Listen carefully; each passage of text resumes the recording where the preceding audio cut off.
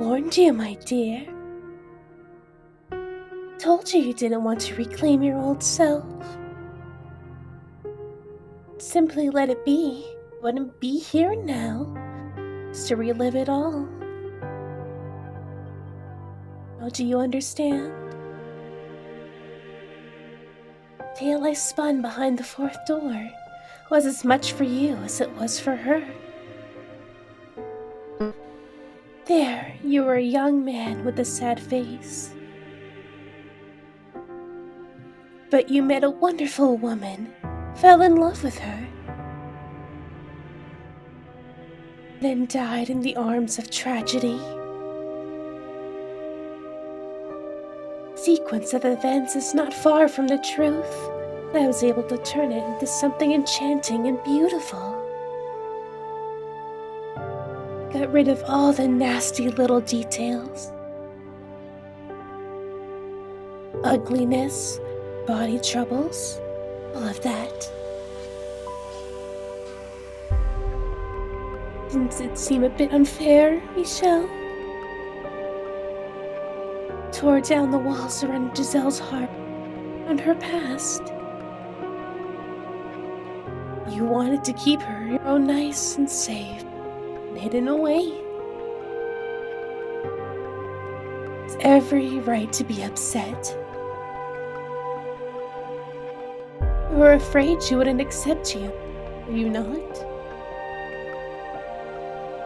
It's precisely what happened. Can you honestly blame her? Truth you've kept hidden away is not something most would be able to accept. Prince who came riding in to save her. Silence! Wasn't actually a man! Please. Enough. I've seen enough. Let us stay buried. Please. Just stop this. I don't want to see it. I don't want anything to do with it.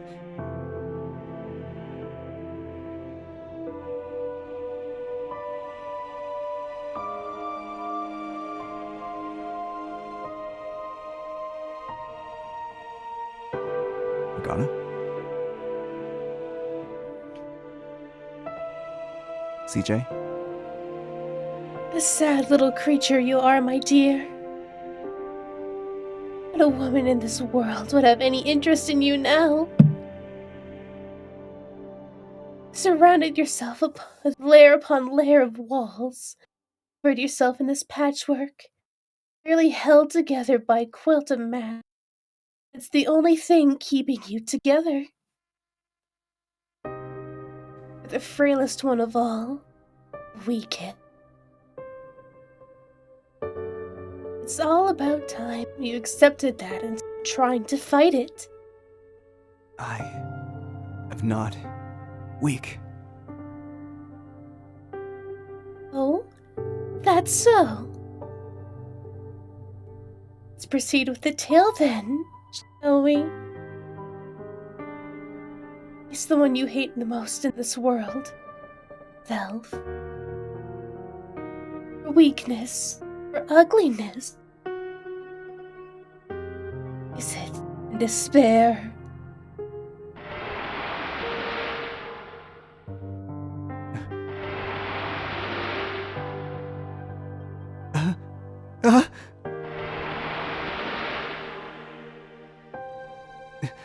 Don't. Again. Once again, my own desires, own wishes are completely irrelevant. The past sprawls out before me once more, and of which is exactly right. Despise the man I was then, teeming with vain hope and foolish dreams. I'd rather pretend that part of me never existed. I have no choice. I'm dragged back into the life I once lived.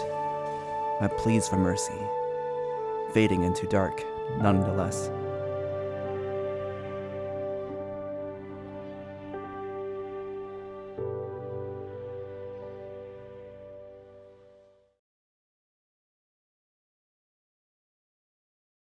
I couldn't remember how long it had been since the capital had disappeared into the distance. I'd been on the road for some time now. But I long since left paved roads behind. The carriage rocked back and forth as it proceeded down the rough dirt path. For hours I stared through the window as unfamiliar scenery flowed past. Eventually, a fog settled over the area, making it difficult to discern night from day. We made our way through dark, dense woods. And beyond them, like the world fading into view after a dream, a mansion appeared before us.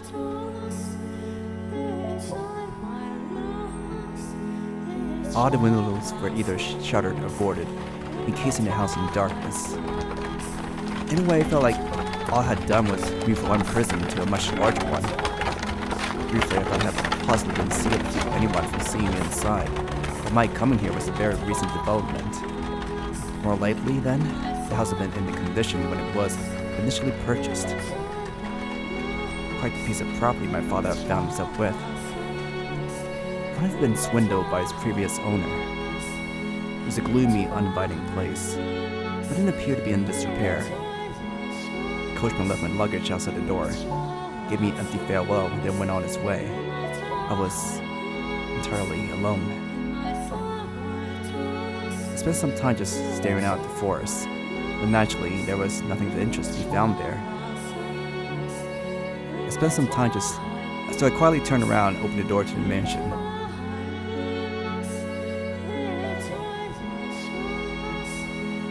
It's certainly dark. I could barely even see my own feet. Briefly, I considered trying to unshutter a window or two, but ended up deciding against it. The less inviting the place looked, the easier it would be for me to avoid contact with the outside world, as Didier had recommended.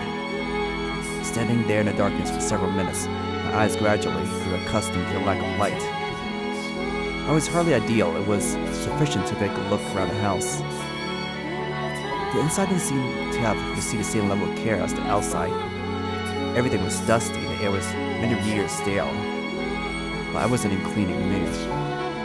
So I dug through my luggage for a bundle of candles, lighting one with a flint.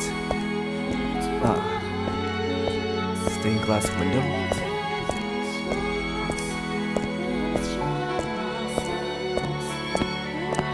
Examining the large room I found myself in, I came across a stained glass window depicting an angel. The archangel, that whom had been named, looked solemnly down upon me. Quite a joke. 2 columns of enormous-based pews ran the length of the room, all facing the multicolored window.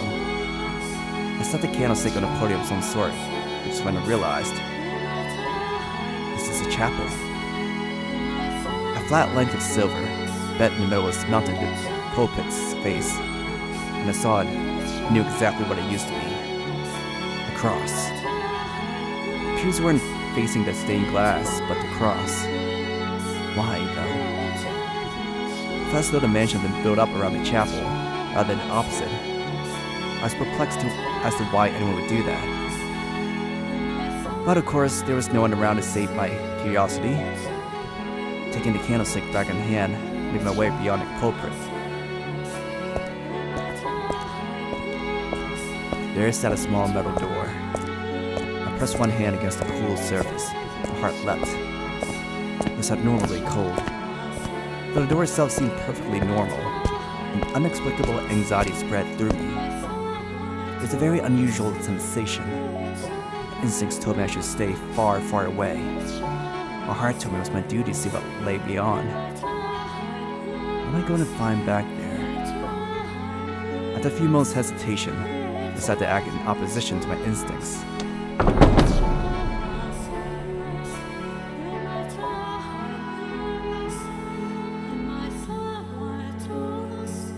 I was looking at a long spiral staircase.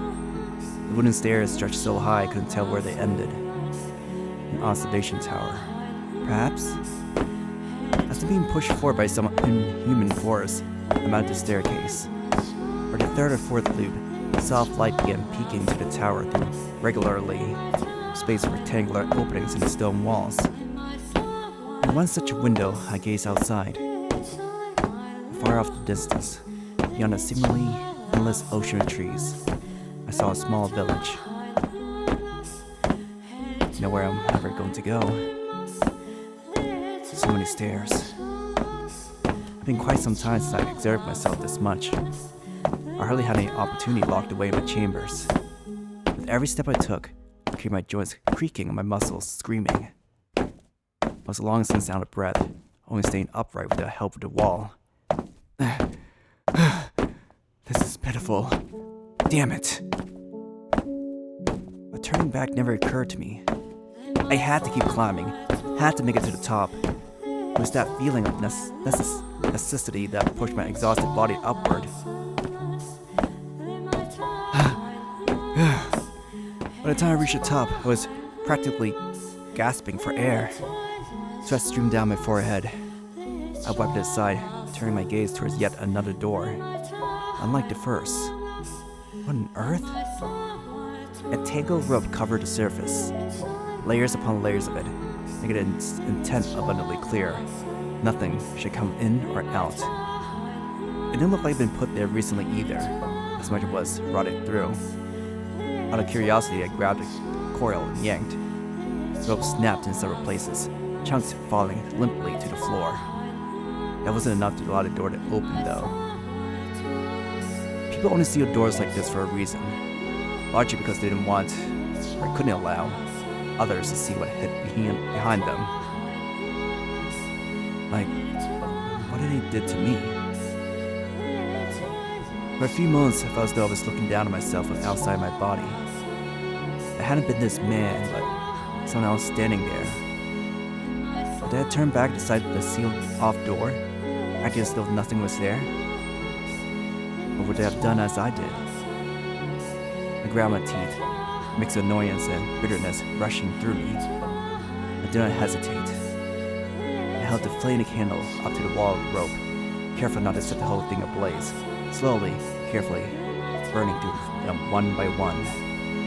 It was repetitive and time-consuming, but I persisted, wiping away sheets of sweat before it streamed into my eyes. The sun was well on its way down before I finally managed to expose the door.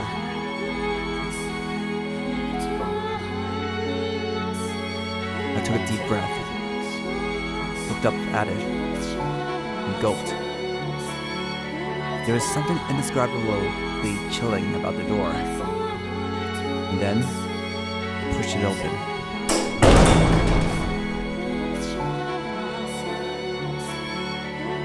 A barely noticeable breeze brushed past me. A single ray of sunshine shone into the room, coming from a single window sitting high atop the wall. It cast a milky white patch of light on the hard floor, revealing the fact that I was not alone. The rumors say, which lives in the mansion.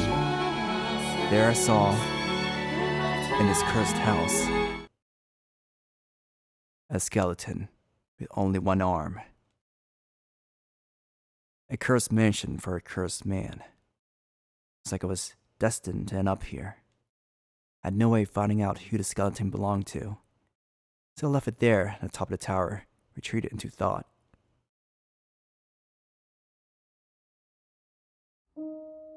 I wondered to myself, how had the one-armed person died? How had they felt, locked in that room, staring out that sole window, so far out of reach? But the only thing they would have seen was the sky and an occasional bird. Had they yearned for more light? Or had they come to despise the tiny patch of it that trickled into the room? Had there been some sort of wicked criminal, imprisoned for wrongdoing? Not all prisoners are necessarily bad people. Having been branded with a non-existent curse, I couldn't help but think that perhaps something similar had happened to whoever they were. Vainly reaching out for the sun, constantly praying for rescue that would never come. What had gone through their mind as they withered away? Would anyone ever come for me?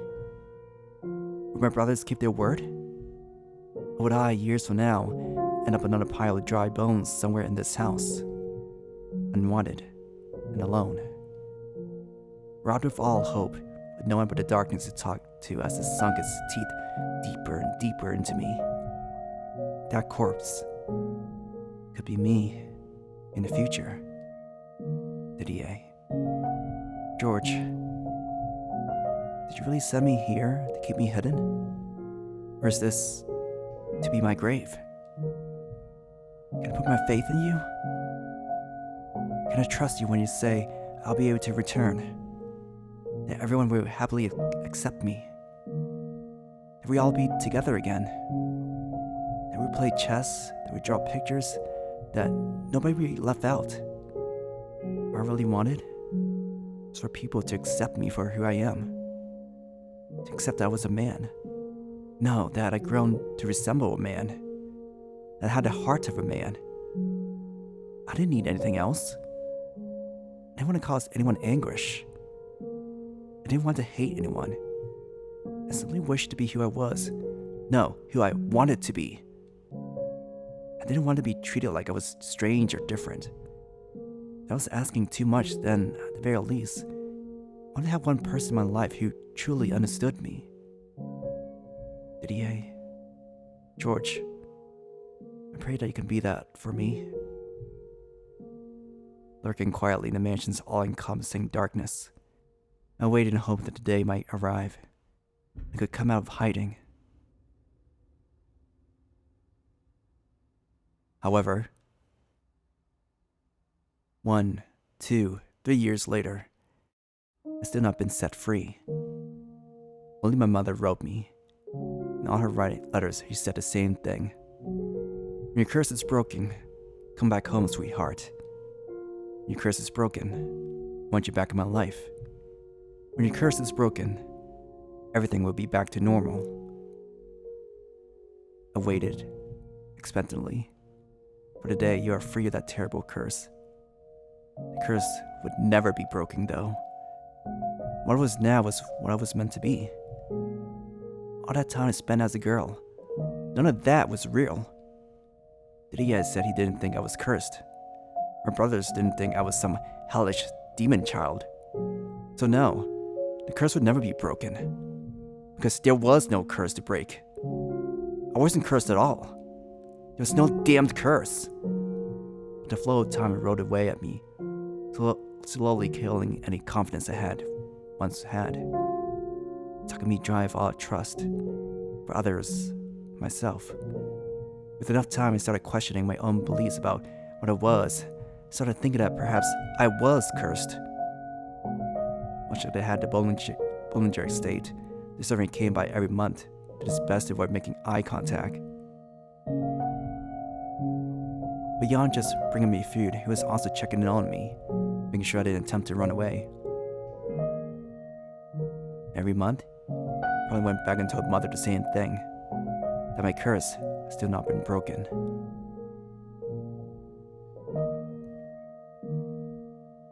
Do you have the answers I seek, oh Father in heaven?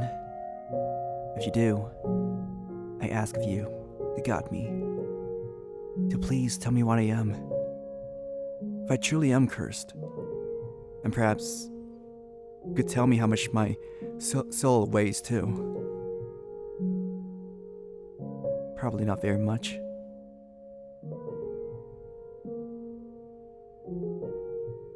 I spent enough time alone in a dark mansion to drive anyone mad. The more time that passed, the more I grew to question myself, my worth as a human being. Whenever the self-doubt and loathing became too much to take, I trekked up to the top of the observation tower to see the light. Sitting there on the hard floor, I placed my hand on the skeleton's leg, its shoulder, its hand. On the sides of the bones, whoever it was appeared to have still been young when their life withered away. Poor child. And I feel blessed, compared to you. Oh, how miserable it must have been, locked away in this tower. Like your arm mercilessly severed. You have my pity, though. I alone shall mourn your death, and I alone shall take comfort in your presence. You poor, poor child. I pretended to pity someone who had it worse than me. I was able to feel somewhat better about myself, because if I was in a position to pity someone else, then conversely, I wasn't in a position to be pitied. vainly, foolishly trying to convince myself of a lie. Spent hours, days alone in that tower, holding the dry bones in my arms. Now there was a sight to lend credence to my alleged madness.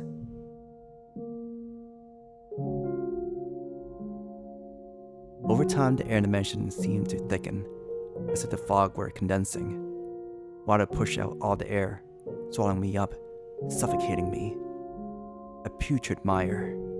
I was trapped at the bottom of this thick black sludge. Soon I lost track of the passage of time, my only landmarks being the dates of Mother's letters. Before I knew it, 8 years had passed. What the hell is this? I hadn't heard my own voice in so long that I had almost forgotten what it sounded like.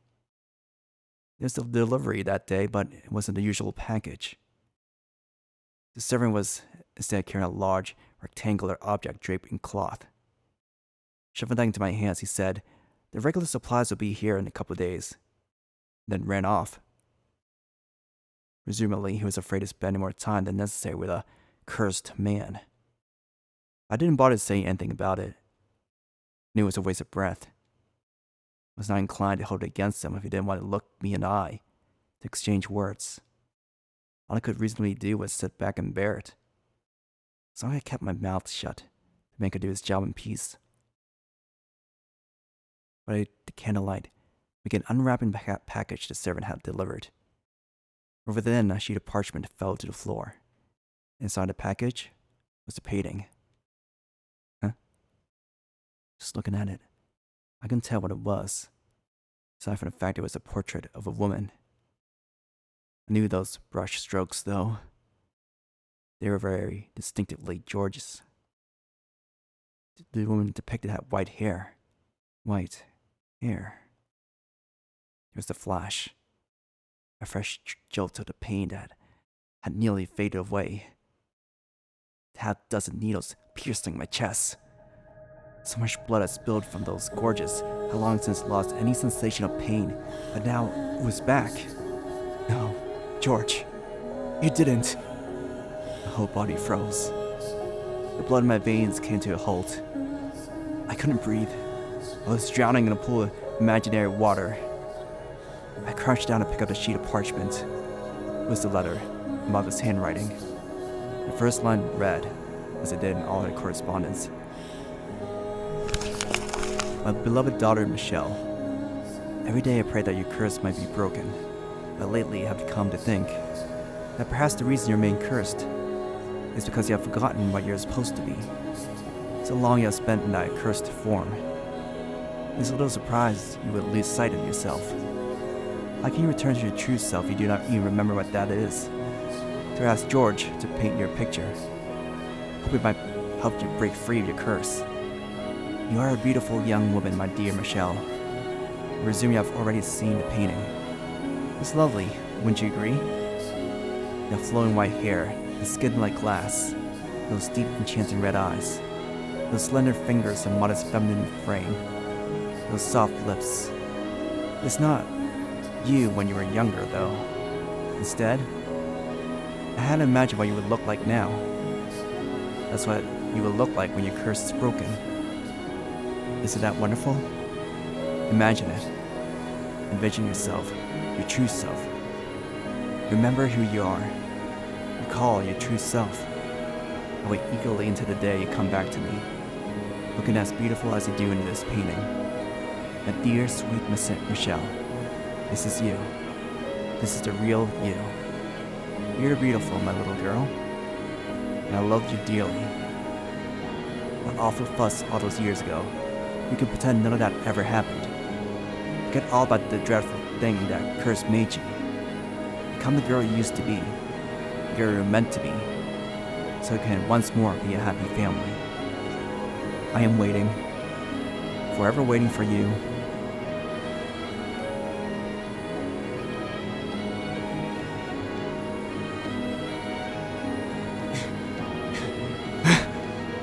The letter ended there, leaving me with the women in the painting staring back at me.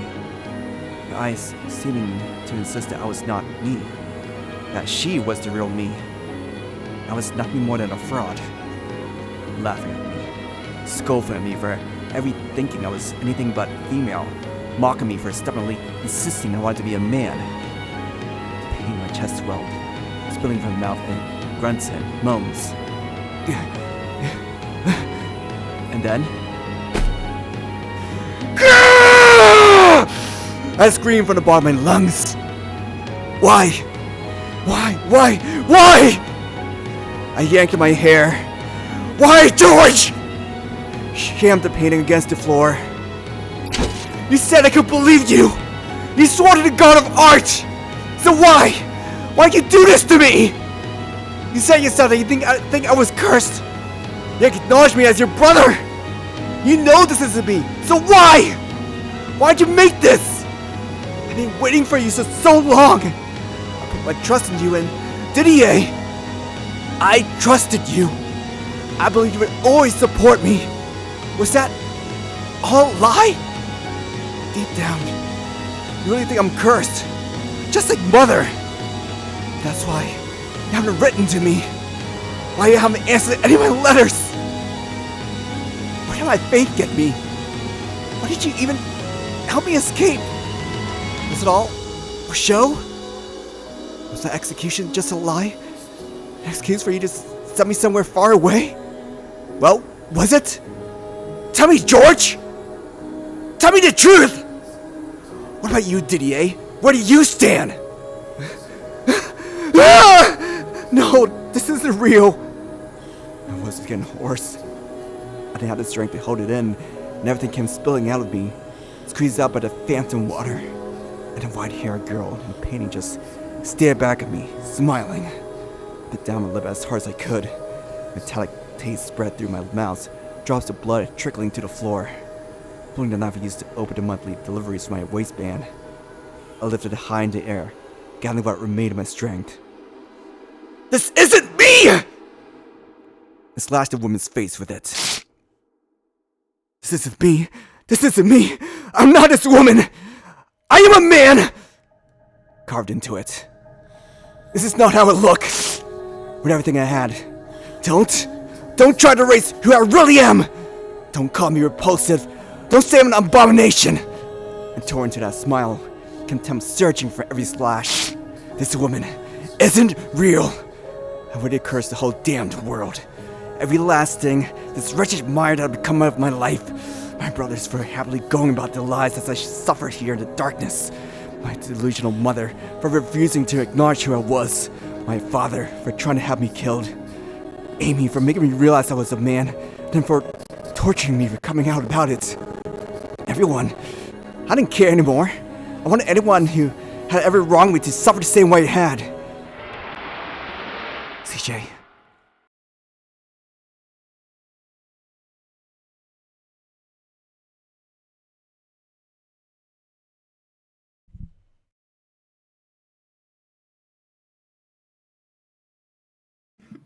Is that me? Yes. I can make that happen. Huh? A voice rang out. I can curse them for you. Here. It was a woman's voice, muffled like there were several walls between me and her. Who's there? I swiped up my candlestick, thrusting it forward to the sides, behind me. There was no one else around. But a little thought. Not that difficult. When you figure it out, to me. Been waiting for so long for someone like you.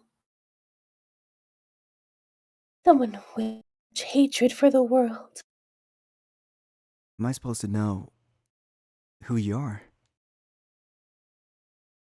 Could you not, my dear?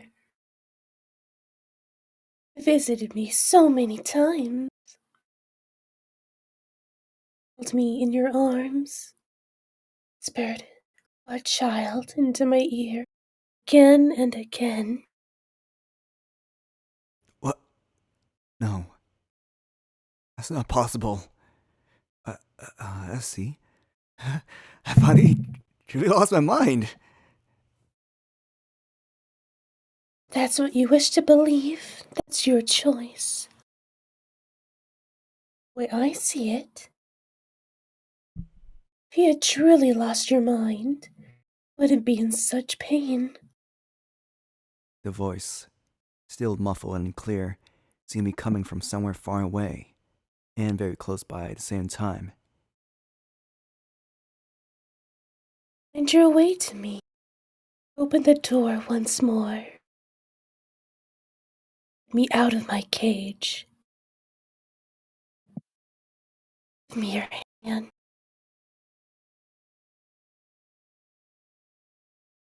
I knew in the back of my mind it was all absurd. But nonetheless, I did as the voice said. Let myself be drawn in by the pleasant whispers. The archangel stood proudly upon his glass perch, looking down at me. His gaze almost seemed judgmental. I marched for the tower, unconcerned.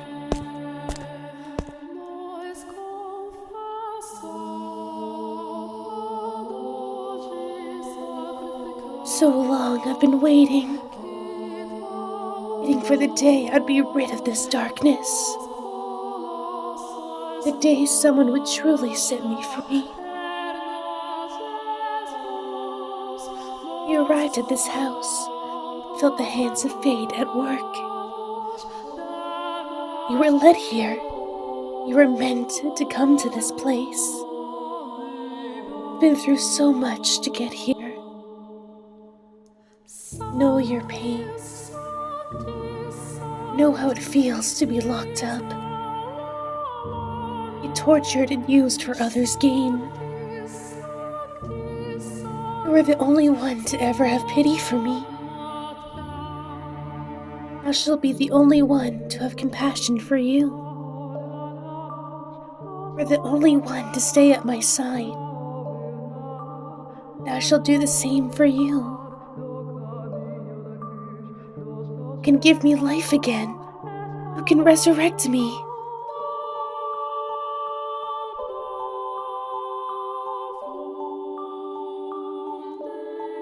Now, open the door. Giselle. I felt like I was no longer in control of my own body. Her voice was tender in a way unlike either mother's or Amy's. Enticingly so. Standing at the top of the observation tower, I pushed open the door. The first thing I saw was a ray of light shining through the window. Nothing else.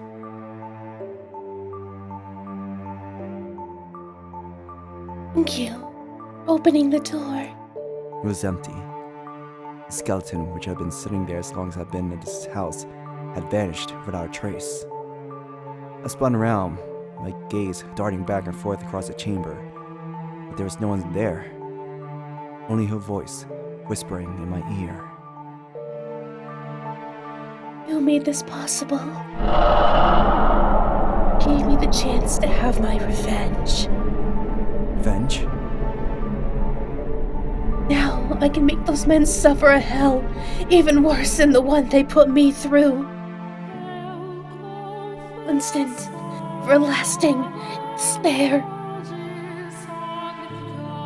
Flesh may turn to dust. So long as their souls live on, torture will know no end.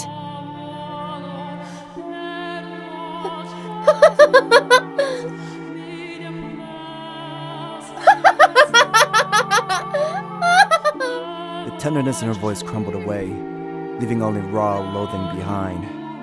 She then let out a half-muffled cackle. Who are you? Poor dear. Locked you up here without telling you whose house it was. Dad said name. Well, that's exactly the kind of person I needed.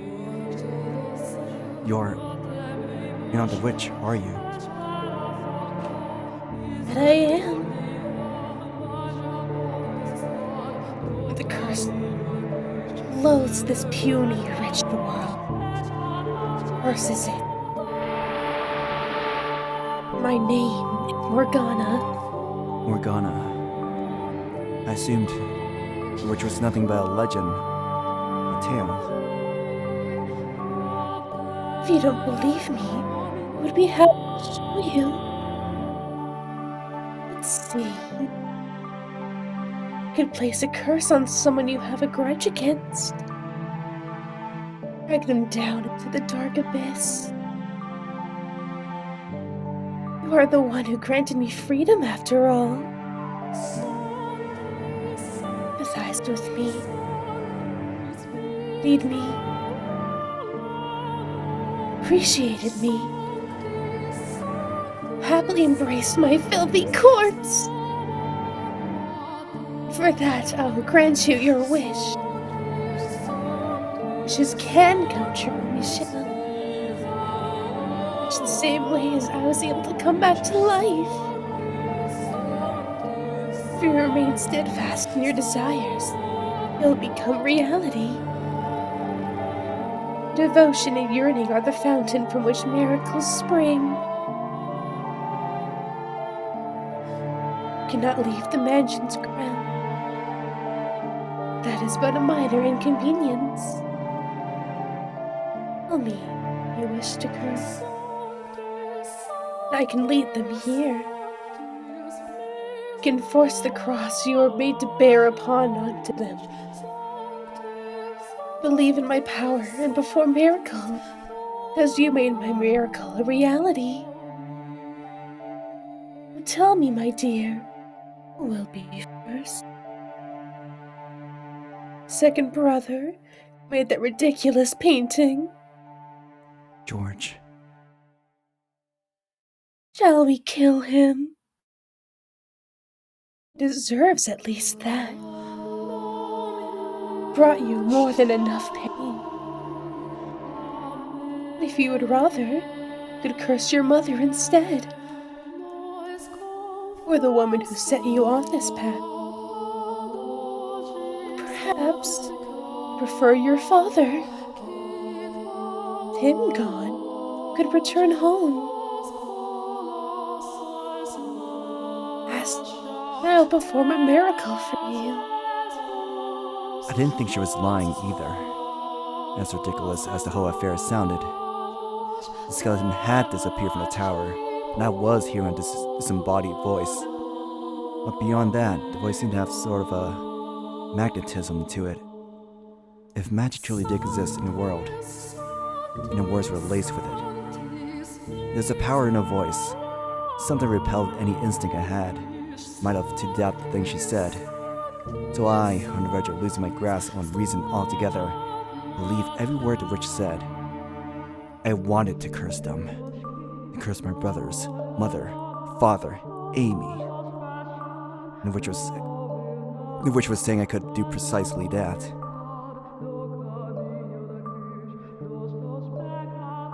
What will it be, my dear? There's no price. Don't require sacrifice or dark ritual to perform my magic. Simply wish to show my gratitude. I want you to have that which you desire. Who do you want to curse? The witch's sweet whispers hung in the air for a brief moment before wisping away. On the muscles of my body tensed up, felt woozy like the floor was wobbling beneath me. Took everything I had not to fall over. Who did I want to curse?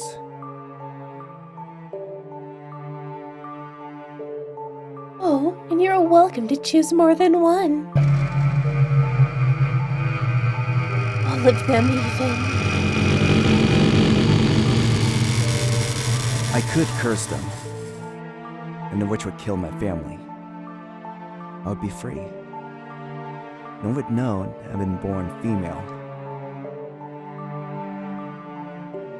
Why don't you become the new head of the estate? Who would I curse? Who would I kill? Didier, George, Mother, Father, Amy, all of them had exiled me to this place. Of your revenge. A black butterfly fluttered across the room's single shaft of light. As I stared absently up at it, dozens of memories, of emotions, flashed in my mind.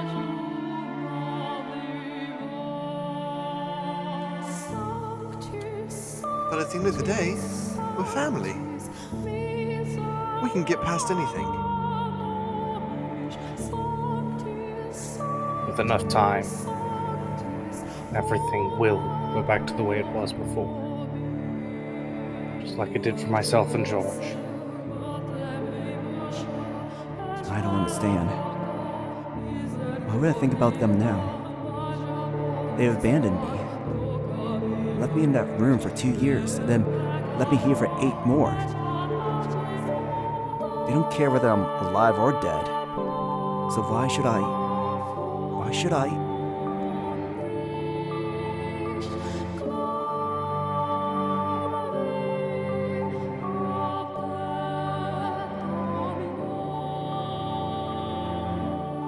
Have you made up your mind? I have. Tell me, my dear, who will it be? Who will you curse? No one. I cannot curse anyone, Morgana.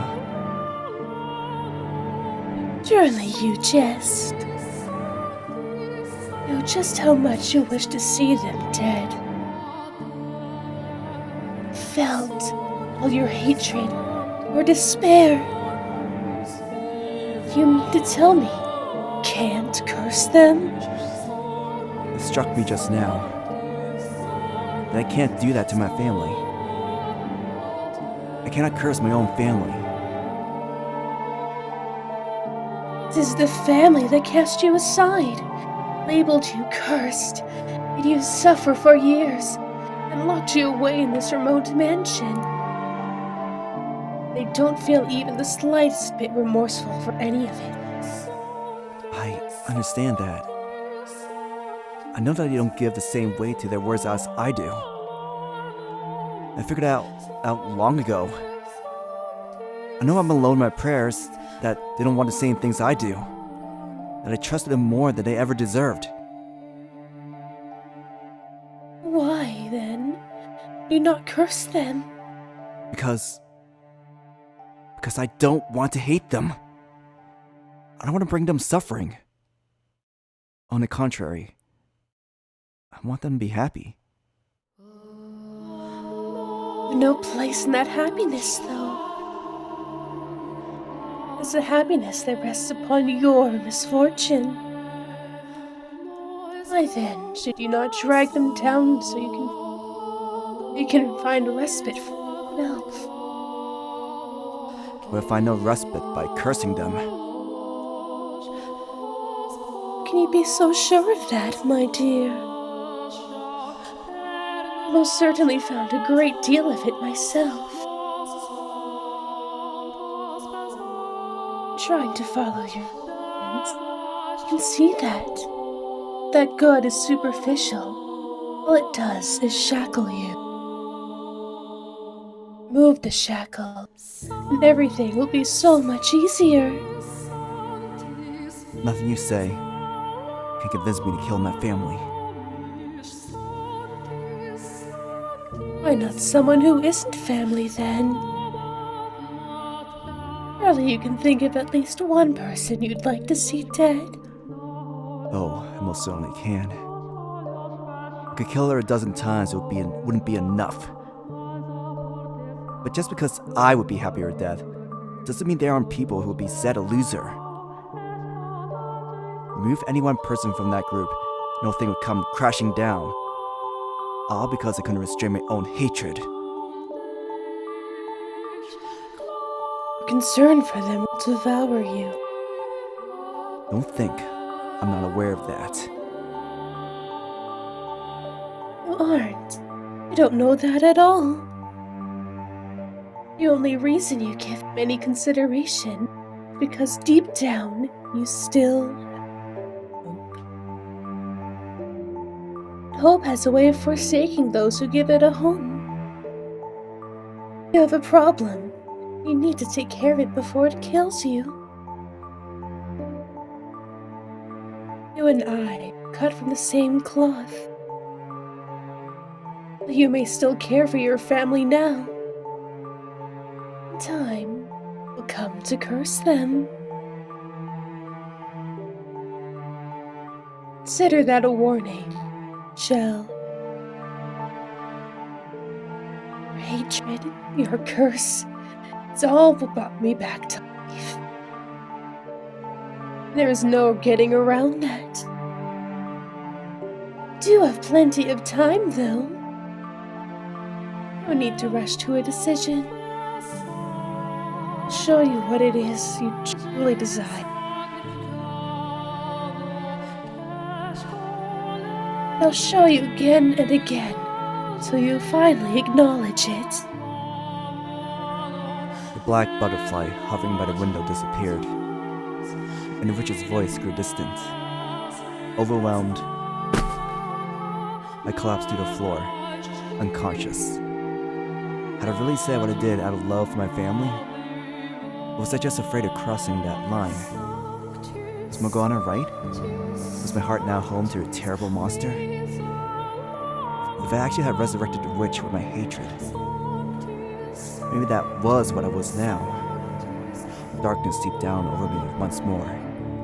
I was once again encased in a pool of despair. Slowly, ever so slowly, it wore away at me, eroding me into nothing. If I didn't come up for air, I soon would take the witch's offer. Cackling like a demon, I would place a curse on someone. I would kill them. Reviving her was a mistake I never should have made. Not for the greater good or anything noble. No, every time she spoke, a little more my spirit died.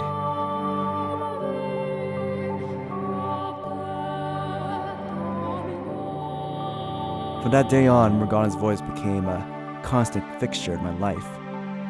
Cursed them, killed them, cursed them. She serenaded directly into my ear. No matter where I hit or how deep I put my fingers in my ears, her voice resounded directly in my head. Hearing an incessant stream of curses from a disembodied voice was so unreal. So unbelievable that I felt as though I was being dragged away from the realm of humanity. There's an odd, unsettling magnetism in her voice, allowing her malevolence to seep into me. It was downright torturous.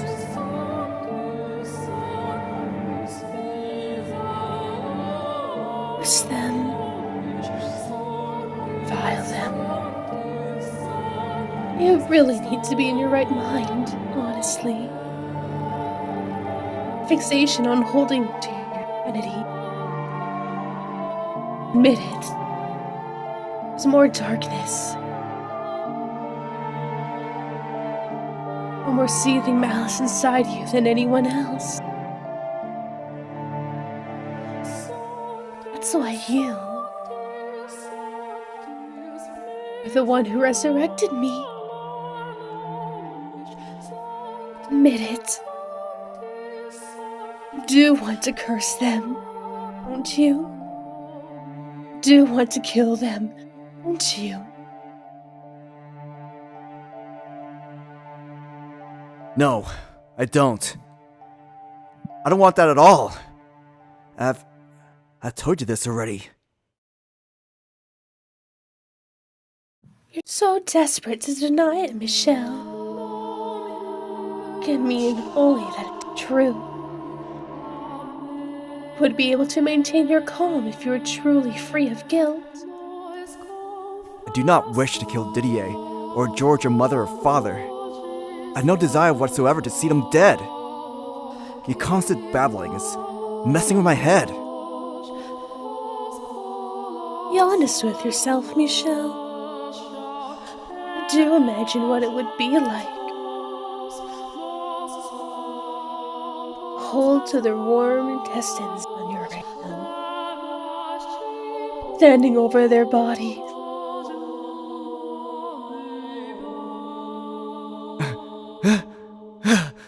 No, I don't. That's not what I want. Don't lie, Michelle. Climb the tower. Open the door. Sought me. No. I wasn't in control. No, Michelle. Where? Enough! I'm done listening to you.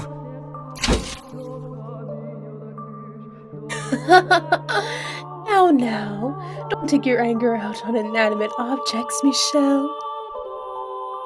Even know where I am?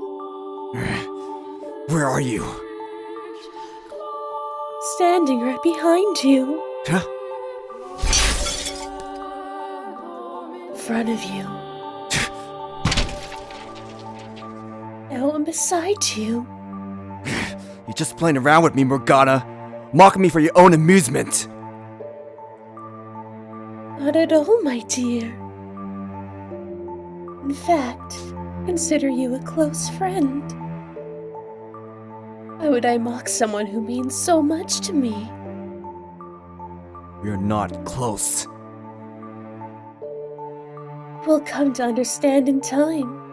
We are very much the same. When you do, you'll also know that I'm the one person who truly understands you. Enough. Enough. Enough! Let it all go, Michelle. Curse it all with me. Despise it. Kill it. Make it suffer. Curse it. Please, just stop. Where might you be going, Michelle? Wherever you run, I'll always be by your side. Are you going to pray to God to exorcise me? That's quite amusing considering I am the child of... I'm not trying to hurt you, Michelle. On the contrary. Stop talking!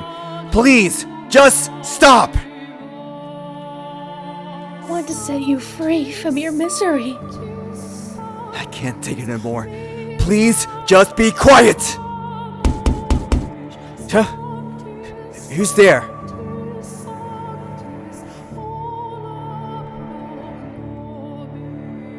Right.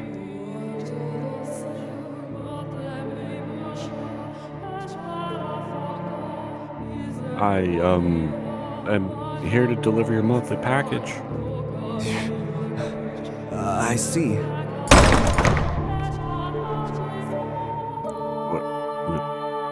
Michelle?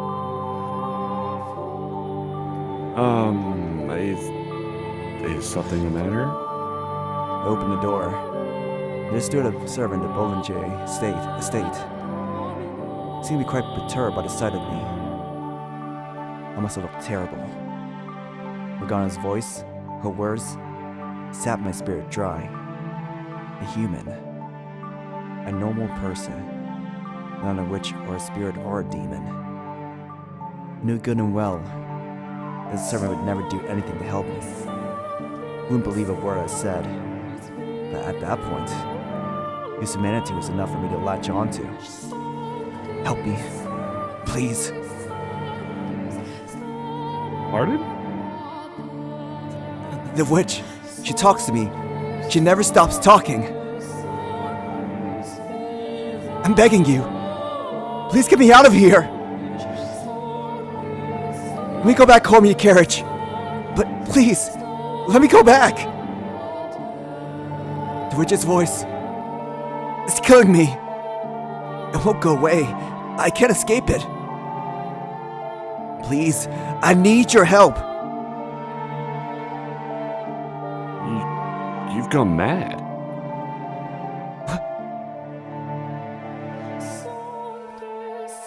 You're crazy. See, this is why I didn't want this job. having to deliver supplies to this damn cursed mansion. Having to get anywhere near the Bollinger's youngest child. No, I am perfectly sane. You sold your soul to the devil. Don't think I'm in the dark about that. No, I did no such thing. You're completely insane. No, I'm done with this damn job. It's not worth all the riches in the world. Not if it means I have to be around a lunatic like you, even for a minute. why? I am not crazy. I'm perfectly sane. I am not mad.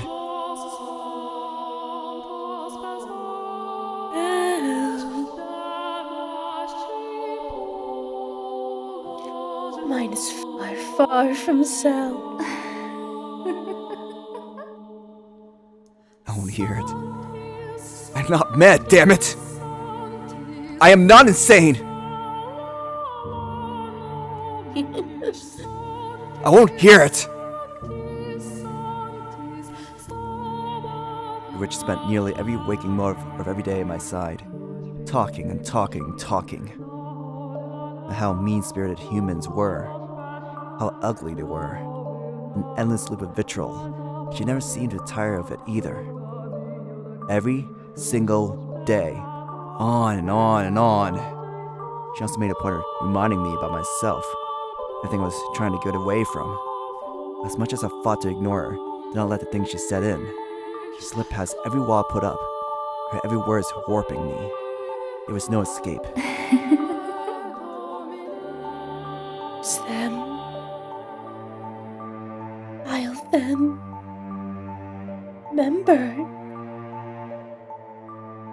Remember the things they did to you. Close your eye and envision it. Remember the scorn in their eyes. The way their lips twisted as they laugh. You need only them. You can wipe those reprehensible smirks out of existence. I'm serious. Please stop this, Morgana. Please stop talking to me. I'm begging you. I seriously can't take it anymore. Oh, now, why would you say that, my dear?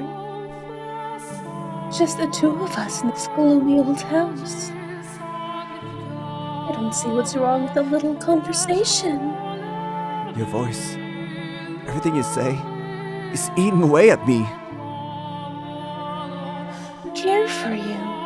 Everything I say is meant to help set you free. I will continue saying it. You're allowed to hate the people who have wronged you. You don't deserve happiness. Someone who's always smiling for you. Someone who's certain to betray you. Someone who values themselves above all, not hesitate to put others' lives on the line. Someone who conveys wealth and power, sacrifices friends and family to obtain it. These are the kinds of people you once surrounded yourself with. I've told you repeatedly that I would not curse anyone. Must you be so stubborn, my dear? Could ask you the same. Why don't you just leave me be? Because I can't stand to see you like this. With one word, you could be free of your pain. Because you insist on shackling yourself to your idea of family, making yourself miserable. You are the same type of person, Michelle. Type who has the right to curse others. Regardless of what kind of childhood you had, or how much hatred it instilled in you. Michelle, You're a cursed man named after an angel. You need to realize how twisted you are. And soon, I am not twisted. you honestly still believe you're normal? Tell me what's normal about someone who happily embraces a skeleton. Tell me what's normal about someone who hacks away at a girl's face with a knife. You are not normal.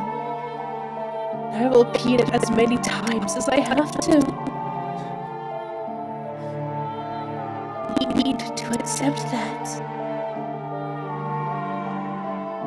Why must you hold so tight to your sanity? If you would just let go, you wouldn't have to suffer. No one is going to come and save you, my dear. The only thing that can save you anymore is your loathing. We are the same. I'm nothing like you. I'm not a witch. I'm not cursed. I'm human. I'm a human.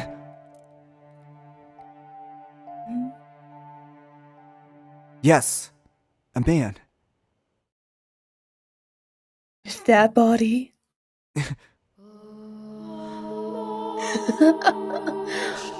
Oh, my dear friend. Let me tell you something you would be quite pleased to hear. You know what some people say about people like you, those who are neither male nor female. You're like unto God. Like, unto God? Indeed. You should have been worshipped for your divinity. Instead, your family cursed you. You're not human. The second life was first breathed onto you. Fate was decided. No, you're wrong. If I really were wrong, I'd not be here now. I'd be back home with your family. Perhaps you would have a pretty little life. Living a normal, happy life together. You have long since strayed from that path. It's well out of sight now. I have not. I am human. I'm a person. A normal person. The youngest on the Bolin J estate. I am an ordinary man. No one, not a single person believed me. Not even a witch was willing to consider me human. Never mind my family. The archangel, whose name I shared, looked down on me. The witch tried to drag me into her world. My past constantly ate away at me. I've been imprisoned in this place for far too long. There's nothing I could do about my body. All those things combined threatened to break me. I let out a scream, then stumbled out of the room in a frenzy. I had to get out of that place. It didn't matter anymore that I was forbidden from leaving the property. I just wanted all of it out of sight. If they wouldn't let me come home, then it would run away. That's all I could do. I wanted to get myself anywhere that might have even the tiniest bit of light to share with me. I was desperate.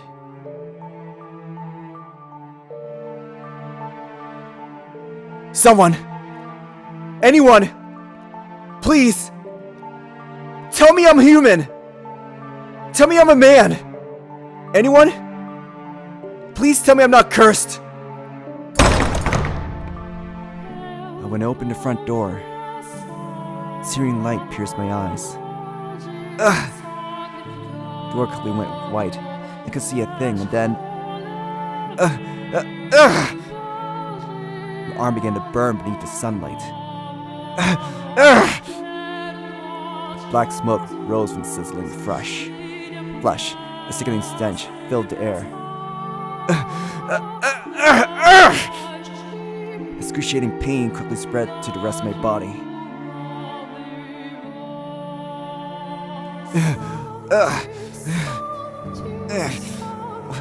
Why am I... water. I slammed the door shut, restoring darkness. Gasping and groaning, I trudged back into the house in search of water, which I'm sure to which Morgana observed with a great deal of pity. I don't think you're in need of any water. Another look at yourself.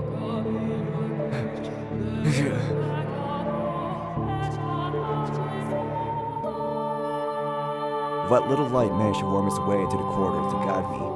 I dragged myself to the chapel, stopping beneath the pale light shining through the stained glass window. How? I wasn't burned. In fact, my skin hasn't even turned the slightest bit pink. There's nothing wrong with me as far as I could see. Where had that pain come from then? Distinct stench of burning flesh.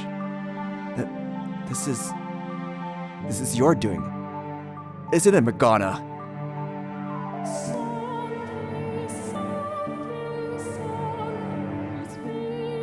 You know what you're experiencing. It's happened to me too. Times of emotional distress and despair cause physical pain. Mind and body are much more tightly linked. Your mind is far more damaged than you know. You poor, poor thing. You have my sympathy, my dear. Sad little child. Collapsed on the floor in front of the multicolored window. I felt the whole world was closing in on me, or perhaps metamorphosizing around me. I was completely and utterly cornered, and there was no getting around that, which left me with only one option: to stop fighting, accept the harsh reality before me, make everything so much easier. The whole world said there was something wrong with me, and I was the only one who tried to deny it. So in the world's eyes, that meant there was something wrong with me. I was abnormal. I was irregular. I was mad. I was cursed. I was not human. I was not a man. If I'm not human or male, maybe I should just call myself a witch. I did, however, remain firm in my refusal to curse anyone. I'm willing to give up that last piece of my humanity. Everything else, I let go of, which took a great deal of weight off of me. I stopped caring. I stopped thinking. I stopped wanting someone to accept me. I stopped wanting to run away. Sunlight no longer caused me agonized unseen burns. In exchange, I became emotionally empty. I scarred my faith and my hope, building a shell of cynicism and closing myself within it. In that time, that became my normal. I began to believe was what I wanted. Tranquility filled my days. Time trudged onward at an almost imperceptible pace. The witch's whispers no longer caused me aggravation.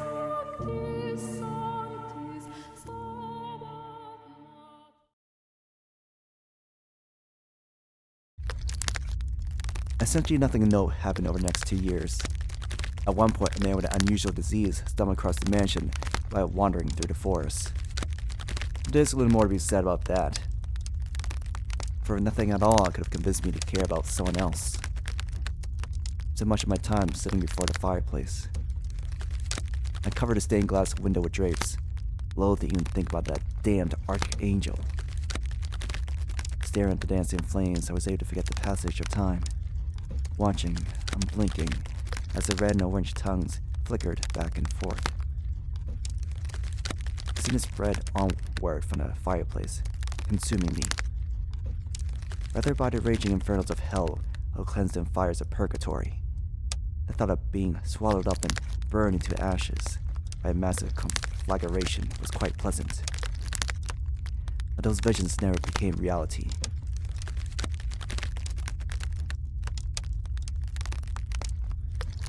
Tell me, Michelle. What are you thinking right now? Still not want to curse them? Look at yourself. Giselle, look at how you're living. You really want this life? You ever thought about dying? Giselle, you like to die.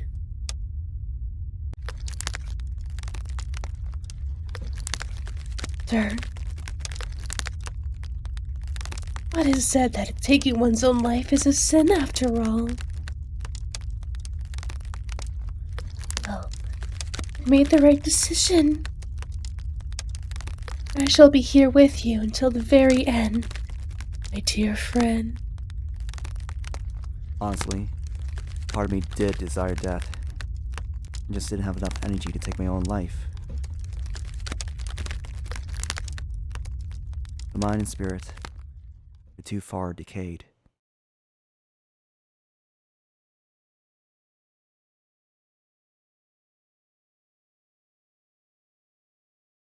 However, in my 10th year, the door opened once more, and time sputtered back into motion, and you showed up. Giselle. Everything I'd given up on, and everything I thought I lost, it all came back. At first, as you know quite well, I was deeply mistrustful of you.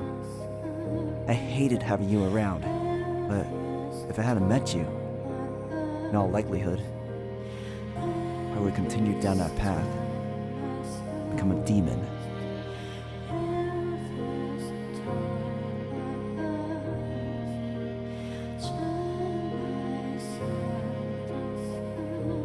But you seem to me like a rather handsome man. I think I get what you're trying to say, but my mental image of a witch is definitely more a woman. So you're not a witch. To tell you the truth, I didn't know who might be here, which had me rather scared. But I think I can make this work. It's a pleasure to meet you, Master.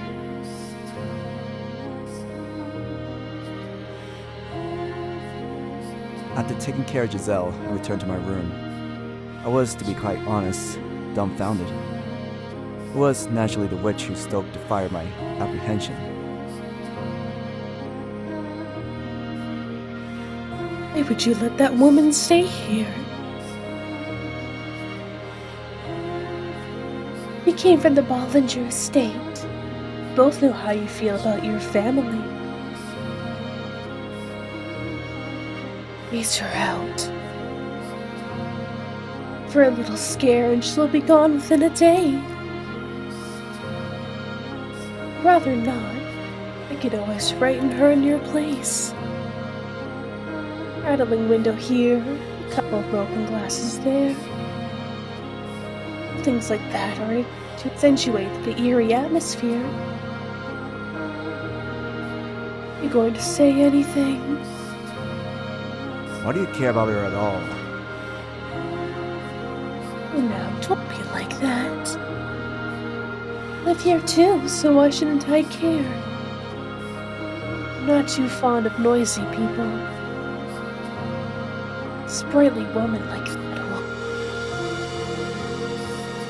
one. Something we can both agree on, isn't it? You don't like that woman, do you? The more a person smiles, the less you can trust them. I hardly have to tell you that. Why? Stop talking. Oh no, that's not very polite. This is a family matter. It's none of your concern. I was merely offering to help you rid of a pest. I don't need your help.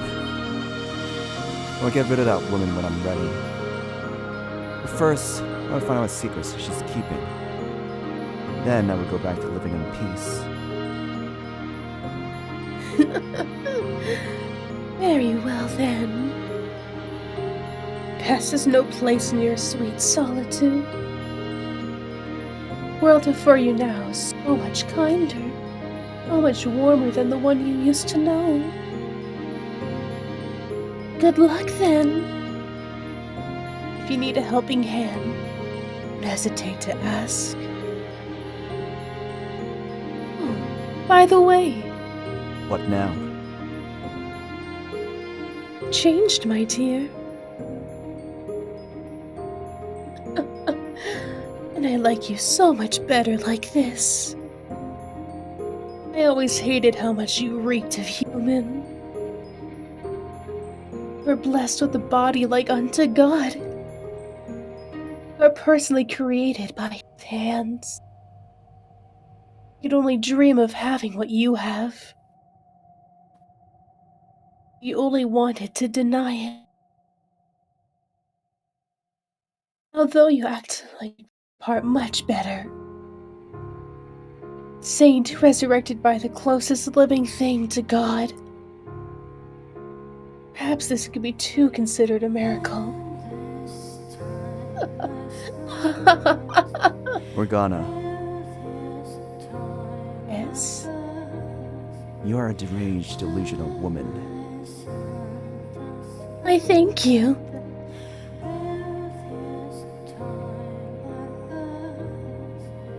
Giselle was a woman who smiled a great deal. Her jade eyes seemed to glimmer every time she made a new face. And the more she smiled, the more vibrantly she spoke, the more suspicious I became. I couldn't trust someone who smiled that much, especially on a woman. And the way she kept trying to get friendly with me didn't help that impression at all. I had a hard time believing she honestly wanted to get to know me. I couldn't help but think she was trying to fish for information. I know she tried to get close to me had to have some ulterior motive, like Amy had only done so to satisfy Mother. Perhaps my mistrust could have been considered paranoia, but even 10 years later, flashes of that nightmare would still come back to me from time to time. It would take more than a few attempts at being nice for me to trust a stranger.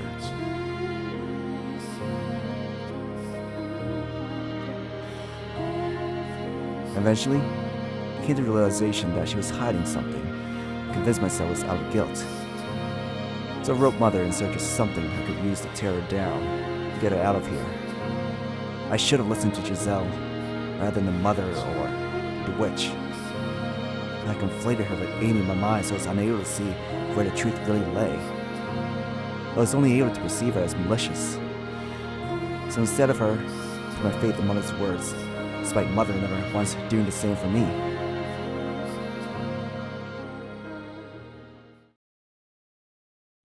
My beloved daughter Michelle, I deeply regret having to put you in this situation. And I want to let that woman get anywhere near you. She is a witch. A terrible, sinful witch. A dreadful, tainted woman. She, like my husband, with your father. She's a lowly merchant girl who wormed her way into our family so she could exploit your father for money. She committed a grievous sin, the sin of adultery.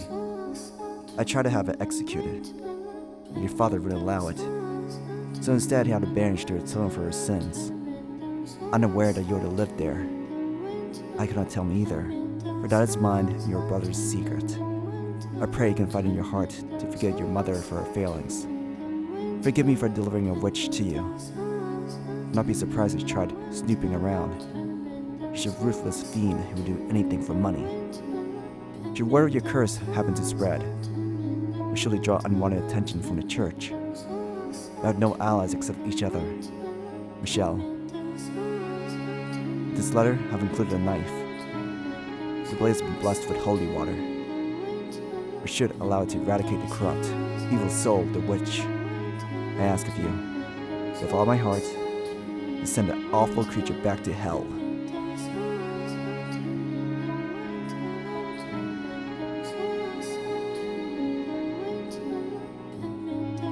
We were storming that night. Erratic claps of thunder ripping through the sky. Giselle let out a panic scream, shoving me back. Look, her eyes kick into motion. The motion I had thought I'd lost. I knew that face. I knew that scream. Because that face had once been mine. I screamed with the same utter despair of the world.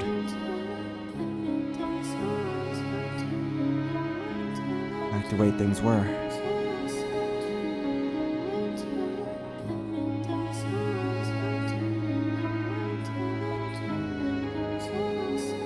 CJ. Yes, finally. Quiet again. Honestly, quite surprised he stayed here for as long as she did. No way. Tenacity's rather impressive. How many would persist for so long in such obvious disinterest? I know no one else would try to get friendly with you without good reason. Information about you carries considerable weight outside these walls. But look her in her face then. Was it really her just put on an act because I revealed her scheming?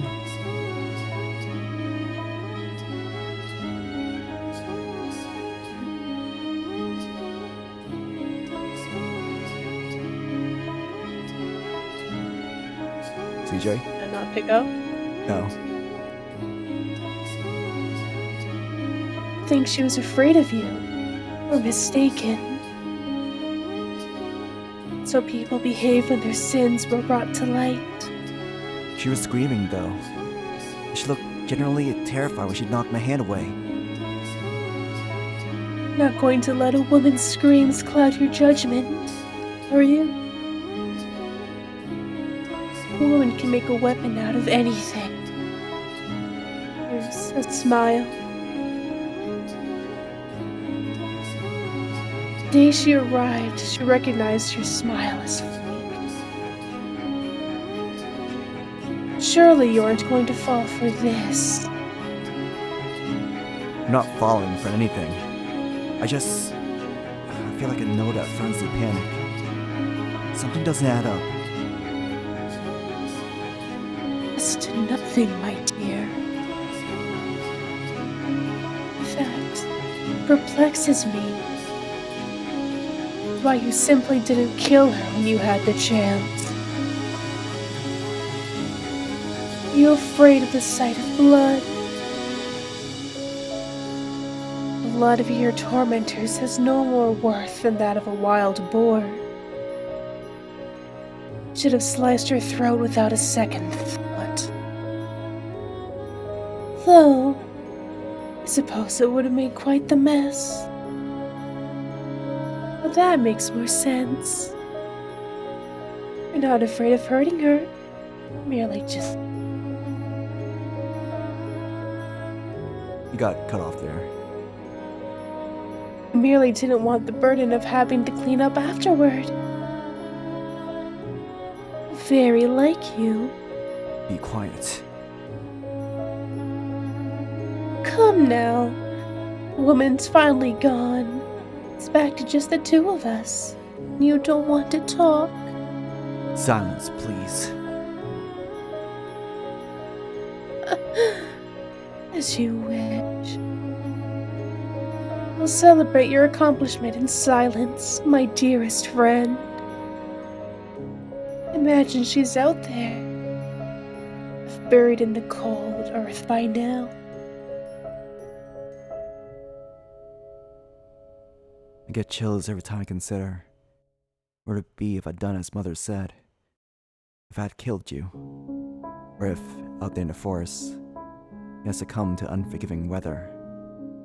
Life had never given me much in the way of good fortune. But you coming back, you being alive, was absolutely a blessing.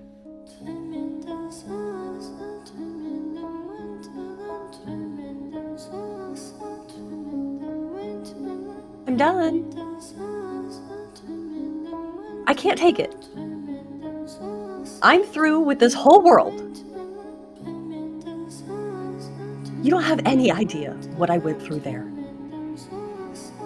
How hard it was just to keep myself together. Giselle, I do understand. I know very well how difficult, how painful it can be. For no one to believe you. For no one to accept you. I know far too well.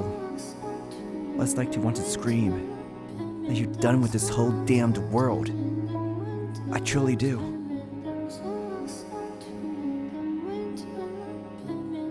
That day, for the first time, we saw past the surface. We got to know each other as people. It's nothing more than a single small step. But for us, it was like we had to move a mountain. I still remember how the light felt as it shone through the windows we opened together. It didn't burn. And while this might sound melodramatic, I feel safe in saying it's probably the gentlest light I've ever felt in my life.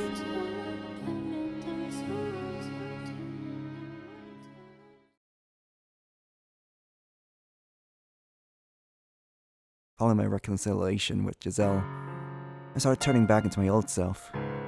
Well, I suppose that's not quite correct. I felt comfort and peace with myself that I never had before. It may have been the first time I was really human. Having someone else around began to feel normal. It was something I was certain I would never have. It was incredible. Though to someone else, our time together may have seemed frivolous and empty, our conversations meaningless chatter. I've never thought the day would come when someone would laugh at something I said. When someone would smile at the sight of me. However trivial, seeing Giselle smile made me happy.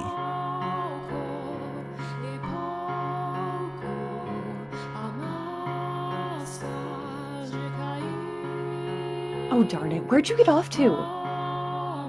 Are you here? Are you in the vase? I saw the racket. Is something the matter? Ah, Master. Yes, a cat. Huh? A cat? A naughty little cat's been sneaking into the cellar this past few days, so I'm trying to catch him. If you happen to come across him, don't let him get away. Right. And what will you do once you caught him?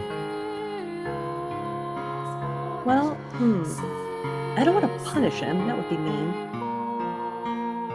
If he insists on coming back, I think I'll take him in and teach him how to be a house cat. You mean to keep him? Are you not fond of cats, Master? I don't mind him, no. Then there you have it. I hope he doesn't take too long to warm up to us. Maybe it'll help if you give him a name? Oh, a name? That's a great idea. What should we call him then? You decide, Master. You want me to pick a name? This is your house, after all. So it's only right you would be the one to choose. I'm not sure I follow that reasoning. What does the cat look like? Well, he's wild, so he's dirty, I guess? And he's kind of got some spots here and there. Is he ugly? I'd say so, yeah. Alright then. Ugly Speckless Mark II.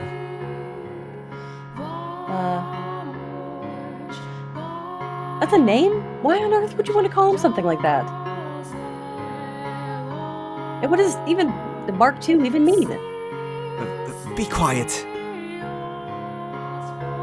It's on you if you're on the way, Master.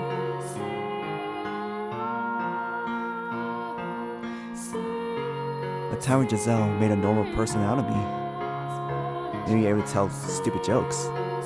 Get frustrated or surprised or exasperated.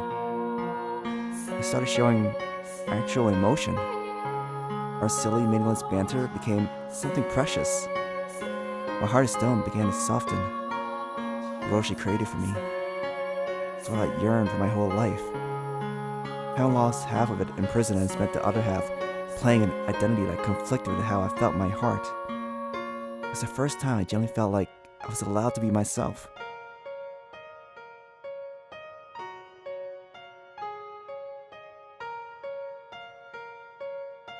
Yeesh, you're not a kid. Don't be so picky. It's not good for you.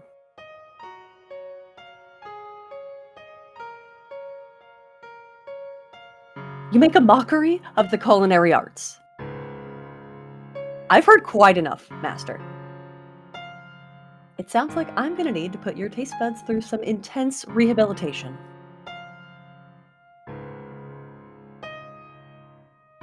How about this, Master? Play a game against me. And of course, if you're open to it, doesn't have to end there, we can continue getting to know each other for years to come.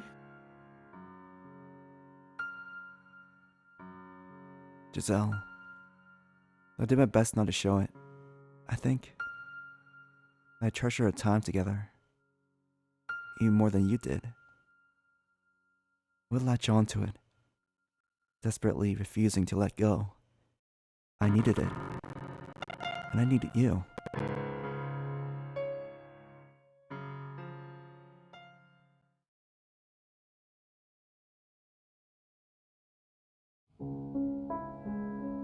Are you listening, Morgana?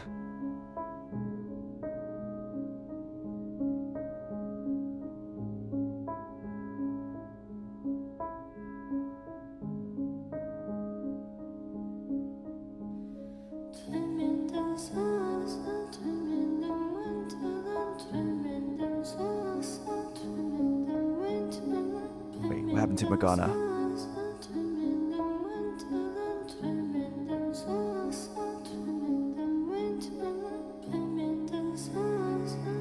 Just fine, my dear.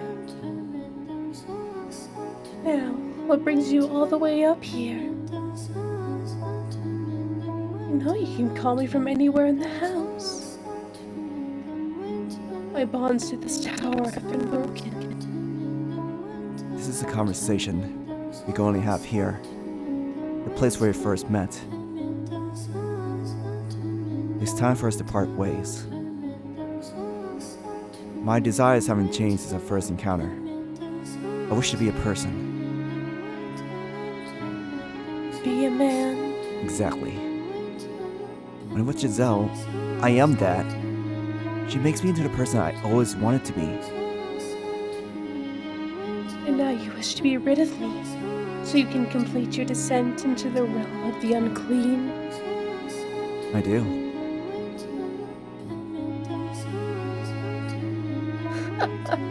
You came all the way up here just to tell me that. A needless formality.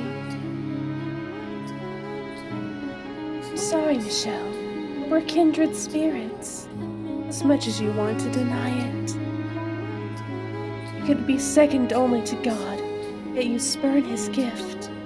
I am nothing like you. I am a human, nothing more. I shall not condemn you, unyielding resolve, but rather pity you for being so utterly blind. Allow me to make a prediction before I depart, Michelle.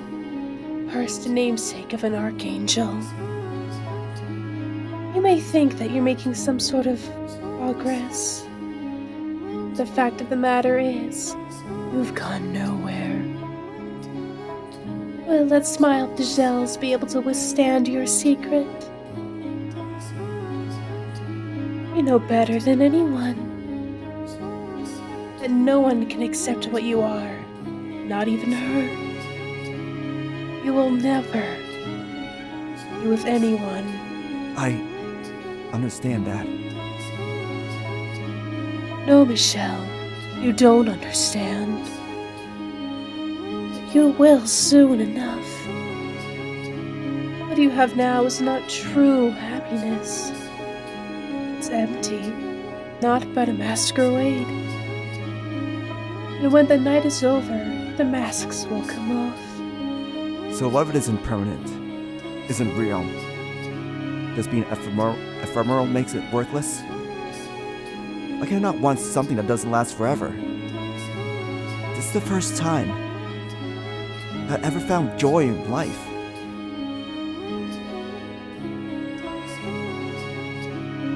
Those moments of happiness only serve to worsen the loss.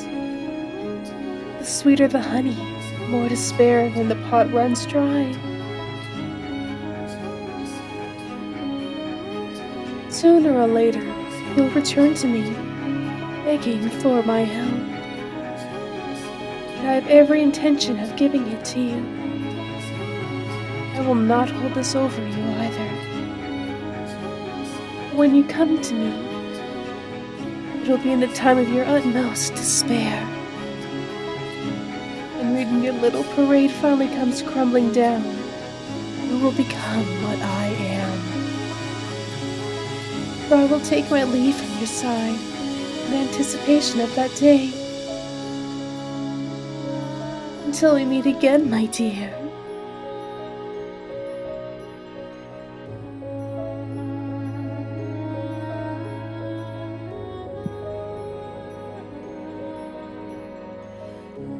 Oh, hello, Master. I was just looking for you. I heated up some wine and thought you might. Is something the matter? No, I'm fine. Thank you. No, it's not. Nothing. All I did was warm it up over the fire. Are you sure nothing's the matter? I shouldn't be hearing the witch's voice anymore. So yes, I am fine. Oh, wow. That's wonderful news, Master. It is.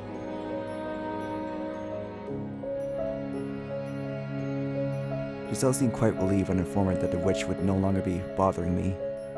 I knew she didn't believe in the witch, but that wasn't what mattered.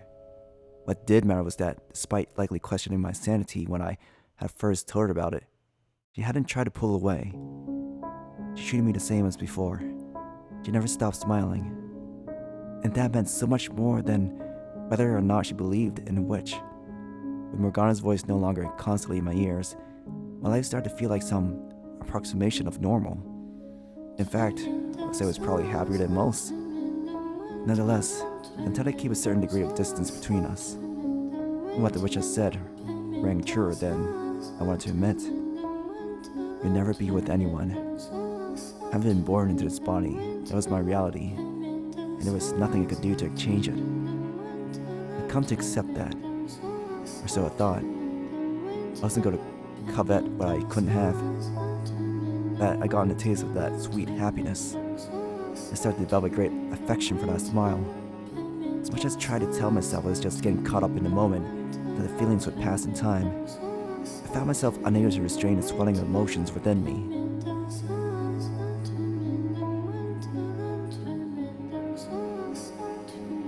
That day by the fireplace, I thought that all I wanted from you was friendship. To have you in my life, always nearby. I thought that we were simply friends that would still be able to see that smile if we were to learn what I was. That we were merely friends, be able to accept that. So I keep these things I felt inside at all costs.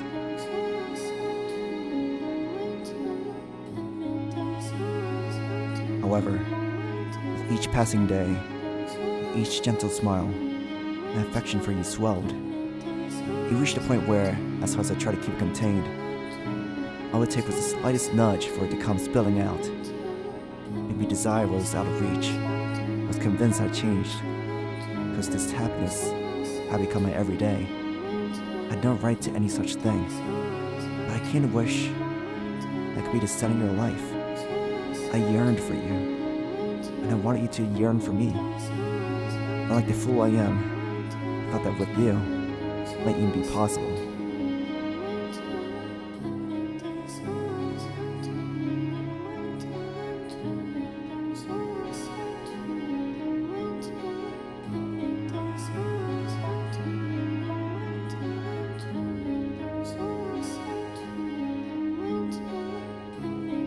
Honestly, it's no trouble. I mean it. You just took me by surprise, that's all. I am pleased. Doesn't matter how it turns out. You drew it for me, Esther.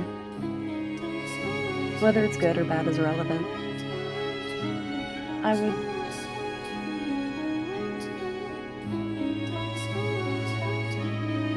would be happy with anything drawn for me by the man I love.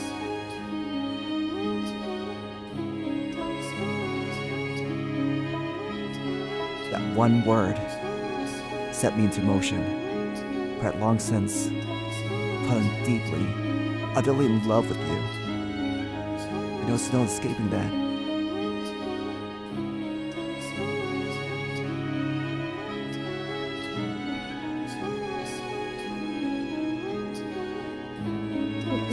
Listen very carefully. I love you. I love you so much, I feel like my heart's going to explode.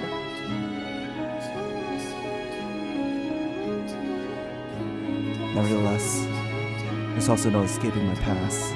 What it was. No one could never truly be with you. I could do nothing about this body. I pushed you away. But seeing all the color drain from your face, I knew I had to take that step. I thought that maybe you could change my world. You really did love me as much as you did, you said. Together, we could change everything. We could walk a new path side by side. And so, I decided to trust my heart.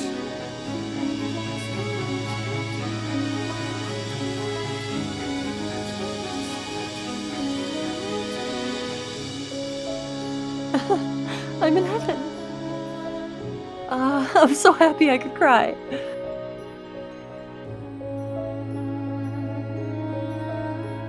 I too was elated.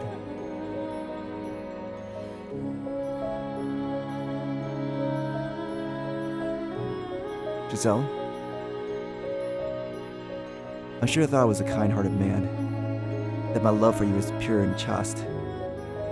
And I want to be that for you. But beneath that surface lurked indecent desires. Despite saying I didn't want to hurt you, I just having you by my side was enough.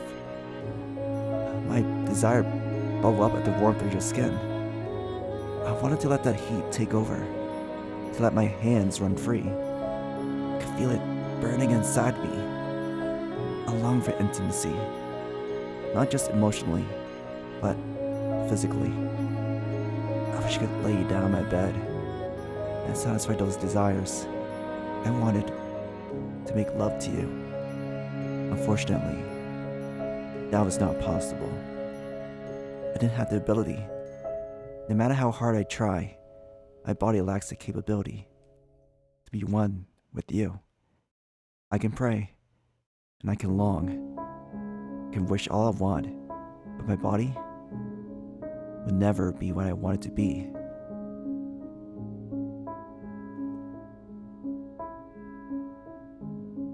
I am gray. If I always know my true color, I know I'm becoming it. My heart has always known what I am, but the world refuses to accept it. Every time I claim I'm normal, five say I'm an abomination. Would it really been too much to ask? For me to be born normal? To let me be who I truly am? Is that really so much to ask? Times began to change when I learned my father Antonin had passed away. George would, I assume, be busy preparing to take his place. What he had said was true. I would be welcomed back to the estate. Would no longer be a demon child, but a member of the Bollinger family once more. Deep down, though, I couldn't completely believe what actually happened. After 11 years in exile, I had no idea how they thought about me anymore. Did they even remember a promise they had made so long ago? Feared that they would threaten to consume me. But Giselle, as she often seemed to do, put my mind at ease.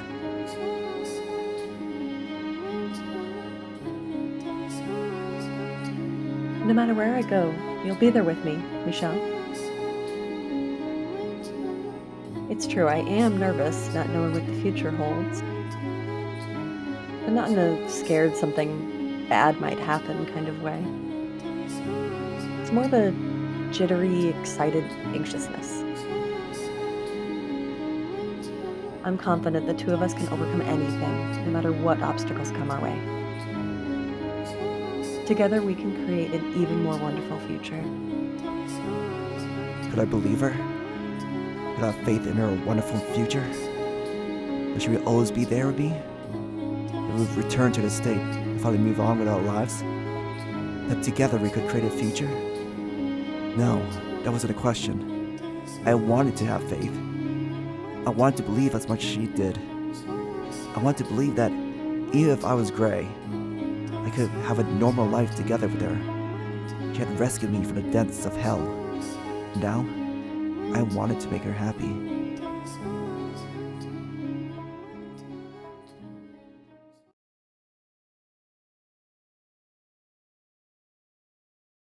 After taking that step in our relationship, I made numerous attempts to reveal the truth about what it was. But every time I tried, sharp pain gripped my chest. My words faded into nothing before they could reach my lips. I knew that if our relationship was to continue, I would have to tell her eventually. But merely imagining her face, twisted in disgust, nearly crushed me. She was everything to me. And so, as we prepared for our departure, I decided it was time to make some changes. It was time for me to break out my rut. What happened next depended largely on whether Mother and my brothers were willing to accept me as a man. The course my future took was in their hands, in their hearts. If they couldn't accept me, then they couldn't return home. I prayed from the bottom of my heart that things would turn out for the best, that my family would accept me for who I was, and that they would accept me when I had with Giselle. I decided I would tell Giselle everything after I received their responses. I hoped dearly that she would join me, whatever I ended up. I couldn't provide Giselle the same kind of happiness a normal man could. If she and my family accepted me, I would do anything I could to build a happy family with her in my own way. And so, I sat down to write. Dear Mother, there's something I wish to tell you, something that means a great deal to me. So I ask of you, please hear me out. And I ask of you, please accept it. Mother, I no longer bear any resentment for my present lot in life. Nevertheless, I would ask of you to concede one thing. That I was never cursed. That I was always your son. That I am Michelle, not Michelle. I found son whom I care for dearly. A woman. And I love her with all my heart. I'd like to spend the rest of my life with her. I don't wish for much. Simply to have a quiet life with her. To go through our days together, man and woman. And that's the one thing I want. Mother, I know you're aware that my body is no longer female. I am a man. My heart is male. And I ask of you, to please accept that. I had no grudge with you. In fact, I'm incredibly grateful to you for bringing me into this world. With love, your dearest son. Or rather than a reply, I received a visit from a nice order to kill me.